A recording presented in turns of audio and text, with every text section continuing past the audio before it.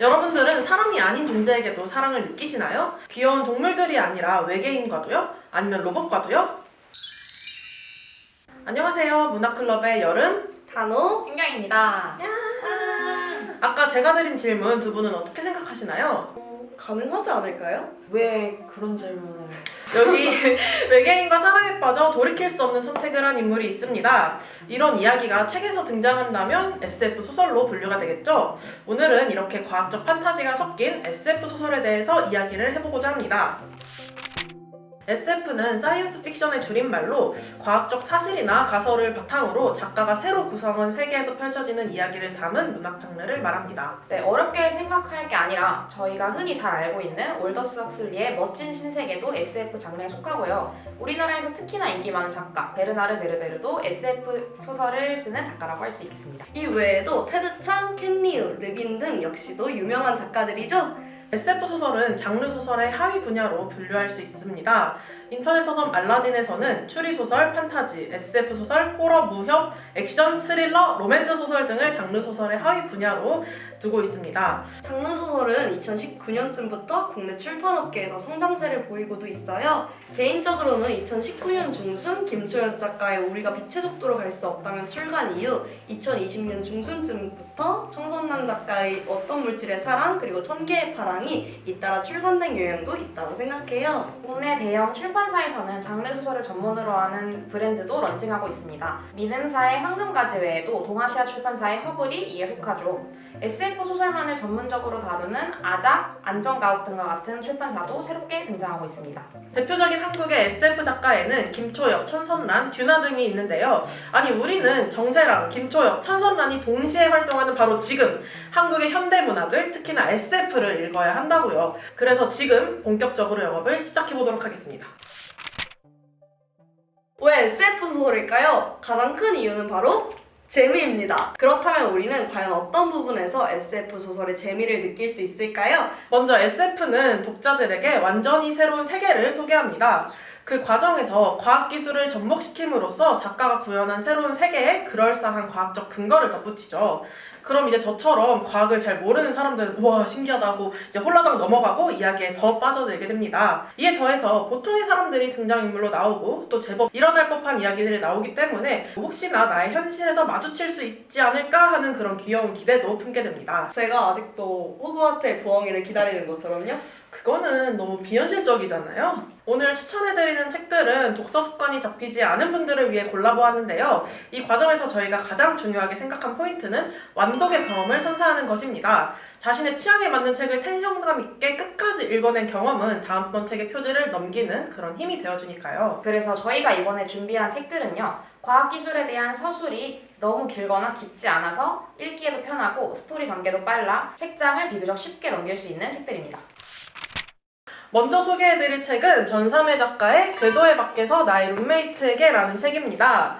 이 책은 여러 청소년들이 주인공으로 나오는 소설인데요. 제네시스라는 곳을 배경으로 이야기가 펼쳐지게 돼요. 제네시스는 이제 우주공학 분야에서 가장 최고의 권위를 가진 연구단체이자 달에 글씨를 써주는 사업으로 이제 대박을 치고 막대한 돈을 벌어들이는 그런 기업인데요. 이들은 제네시스 학교를 설립해서 보호자가 없는 그치만 이제 뛰어난 그런 아이들을 모집하고 훈련시켜서 일을 맡기게 됩니다. 그곳에서 만난 각 등장인물들이 하나의 사건을 마주하게 되면서 벌어지는 일들을 이 책이 담고 있는데요. 각 등장인물들의 서사가 매우 자세하게 이렇게 담겨 있어서 몰입이 아주 잘 됩니다. 손선란 작가는 이 책을 이렇게 소개했다고 해요. 궤도 밖으로 밀려난 주체들이 사랑을 하고 세상을 구하려 한다. 최종의 최종까지.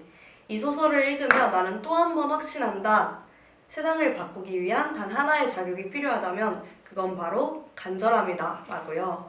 소개마저 너무 가슴에 와닿는데요. 앞서 말씀드린 것처럼 SF 소설은 작가가 완전히 새로운 세계를 구성하는 동시에 그 안에 현재 우리 사회의 여러 문제를 투영하는 경우가 많습니다. 제가 지금 살고 있는 현실을 정확하게 직시하게 해주는 역할을 하는 것이죠. 다양한 과학기술과 접목해 새로운 이야기를 써내려가는 동시에 현대사회의 여러 문제점들을 짚어서 우리가 나아가야 할 방향을 제시한다고 볼 수 있겠네요. 최근에는 주로 성소수자, 장애인 등에 대한 문제를 많이 다루고 있다고 생각해요. 정리하자면 가상의 이야기를 통해 현실을 환기해주는 역할을 하는 것이죠. 과학기술하면 되게 차가울 것 같지만 SF 소설 안에는 사랑이 담겨있고 따스함이 담겨있어서 자꾸만 손이 가는 것 같아요. 우리는 결국 사랑해서 결국 또 한 번 살아갈 힘을 얻고는 하잖아요. 그쵸. 미래의 이야기를 그리더라도 너무 완벽하고 기술에만 매몰된 그런 차갑기만 한 세계를 그리는 게 아니라 그럼에도 불구하고 라는 인간으로서의 가치를 생각하게 되는 것 같습니다. 또 아포칼립스와 같이 위험에 처한 상황에서도 따스한 인간미를 느낄 수 있다니 너무 매력적이잖아요. 사이언스 픽션 장르인데 그 안에 사람이 있습니다. 이러한 이야기들은 김초엽 작가의 행성어 서점에서 만나보실 수 있습니다. 김초엽 작가 하면은 우리는 보통 이제 우리가 빛의 속도로 갈 수 없다면을 바로 떠올리실 텐데요. 저는 자신 있게 이 책을 여러분들에게 소개해 보도록 하겠습니다. 이 책은 수록된 작품의 길이가 매우 짧은 소설집인데요. 그래서 더 다양한 소재의 글들을 빠르게 또 재미있게 읽을 수 있어요. 작가의 말에는 이런 말이 있어요. 폴과 분이 가벼운 짐만 꾸려 떠난 휴가처럼 이 책을 즐겨주시기를. 그만큼 가벼운 마음으로 시작할 수 있는 책이랍니다. 물론 가볍게 시작을 하기에는 좋은 책이지만 이 안에 사람과 세상에 대한 다양한 문제의식이 담겨 있어서 마냥 가볍게만은 읽히지 않는다는 게 이 책의 매력인 것 같아요. 이 책을 읽고 김초엽의 매력에 빠지셨다면 김초엽 작가의 다른 책들인 우리가 빛의 속도로 갈 수 없다면 지구 끝의 온실 등도 읽어보시는 것을 저는 가장 추천드립니다. 김초엽 작가가 독자들에게 소개하는 세계는 언제나 흥미롭기 때문에 어떤 작품을 읽어도 재밌을 거라고 저는 확신합니다. 저랑 제발 같이 김초엽 읽어요. 진짜 제발. 제발 읽어줘. 제발. 지금까지 한 이야기와는 조금 모순적일 수 있겠지만 SF 소설은 결국 소설이기 때문에, 그러니까 다시 말해서 현실과는 거리가 있는 그런 세상의 이야기이기 때문에 조금 더 편하게 즐길 수 있는 측면도 역시 존재합니다. 인간에 대한 이야기를 하지만 SF 소설을 볼 때는 어쨌든 비현실적인 이야기라는 자연스러운 합의가 이루어진 채로 작품을 즐기게 되니까요. 이런 양가적 측면이 굉장히 매력적으로 다가오는데요. 그렇기 때문에 인간 중심주의를 벗어나는 새로운 관점을 받아들이기에도 한층 수월합니다. 새로운 세계를 받아들이는 즐거움을 더 편히 느낄 수 있는 거죠. 이러한 점에서 저희가 추천드릴 책은 정세랑 작가의 지구의 산업부입니다. 주인공 하나는 저탄소 생활을 이제 몸소 실천하는 주인공인데요. 작은 헌옷 수선집을 운영하는, 그러니까 지구를 정말 사랑하는 리폼 디자이너입니다. 그런 하나에게는 10년 넘게 사귀고 있는 그런 남자친구인 경민이가 있어요.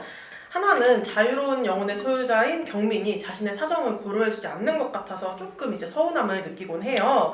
그러던 도중에 경민이 이제 캐나다로 훌쩍 떠나게 되는데요. 이제 돌아온 뒤로는 경민이한테서 조금 이상한 점을 발견하게 됩니다. 살짝 혼란스러움까지 느끼게 되는데요. 이런 혼란스러운 하나의 이야기가 이제 펼쳐지는 아주 재밌는 소설입니다. 단편집 목소리를 드릴게요도 정세랑 작가 특유의 다정하고 톡톡 튀는 세계가 다양하게 펼쳐지기 때문에 꼭 추천드리고 싶어요. 만약에 이 영상을 보시고 SF 소설에 관심이 생기셨다면 허블 출판사에서 나오고 있는 한국과학문학수상집도 추천드립니다. 한국과학문학상은 작년부로 5회째를 맞이했는데요. 김초엽, 천선란 등 우리가 사랑하는 작가들도 이 상을 수상하며 본격적으로 작품 활동을 시작했다고 들었어요. 그만큼 기대가 되는 신예 작가들의 이야기가 많이 펼쳐질 것 같아요. 저는 5회 한국과학문학상 수상집을 읽어봤는데요. 역시 대상은 대상이더라고요. 대상을 수상한 서윤빈 작가의 루나라는 작품이 가장 인상 깊었는데요. 우주에서 이렇게 유영하면서 광물 캐는 거를 제주 해녀의 물질에 비유한 그런 아주 아름답고 박진감 넘치는 이야기라서 재밌게 읽었던 기억이 아주 생생합니다. 이 작품 외에도 다양한 작가들의 재밌고 이제 따뜻한 그런 이야기들이 가득하니까 다들 꼭 읽어보셨으면 좋겠습니다. 여기까지 이렇게 4권의 책을 통해 SF 소설의 매력을 살펴봤는데요. 오늘 소개한 책들 중에 여러분들의 마음을 흔드는 책이 있었다면 꼭 한번 읽어보시기를 추천드립니다. 오늘 저희가 준비한 SF 소설에 대한 이야기 어떠셨나요? 두 분은 어떻게 좀 흥미가 생겼을까요? 저는 한국과학문학상 수상집과 전삼회 작가의 궤도의 밖에서 나의 룸메이트에게는 아직 못 읽어봤는데요. 근데 꼭 읽어봐야겠다는 생각이 들더라고요. 사랑과 사람, 그리고 그럼에도 불구하고에 관한 이야기는 항상 제 마음을 울리니까요. 네, 저는 영상을 준비하면서 여름을 비롯한 SF 소설 팬들이 왜 이 장르에 그토록 열광하는지를 알겠더라고요. 그래서 SF 소설만의 매력을 배울 수 있는 시간이었습니다. SF 소설의 매력을 느꼈다. 집 가서 바로 읽겠다. 오, 제가 지금 좀 바빠서 다음에 연희den 보면 네, 오늘 저희가 추천해드린 책들을 읽었던 후기나 여러분들이 좋아하는 SF 소설들을 이제 댓글로 남겨주시면 정말 재밌을 것 같아요. 그럼 오늘은 여기서 인사드리도록 할까요? 네. 자, 지금까지 문학관람이었습니다.